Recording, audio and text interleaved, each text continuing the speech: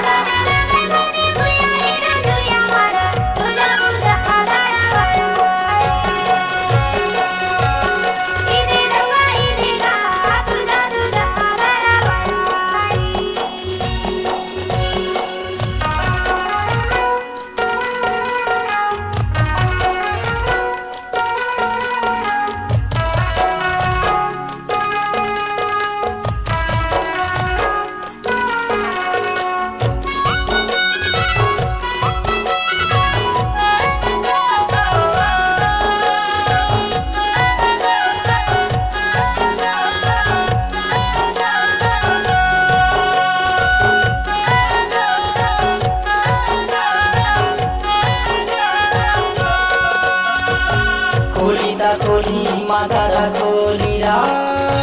पीरिति माया कोलीता कोली मातारे कोलीरा पीरिति माया तनमा लागे मोर चिरैया तुरंचे बोली आय माया तुर बोली जादे सुहाया इदी भैया इदी गा तुर बोली जादे सुहाया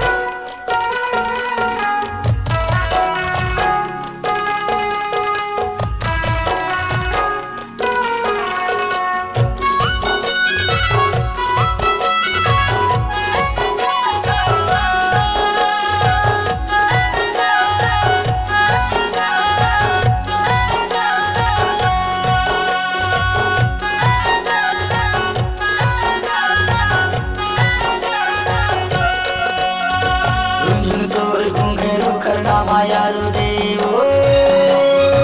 पीरित माया रुंझुन तोर घुंघरू करना माया रो देवो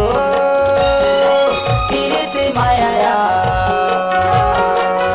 तोर गाय कर्मा माया रातारी दे माया तुर बोली जादे सुहाया इदी भैया इदी गा तुर बोली जादे सुहाया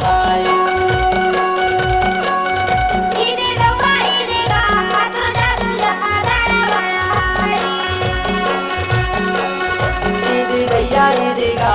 तुर बोली जादे सुहाया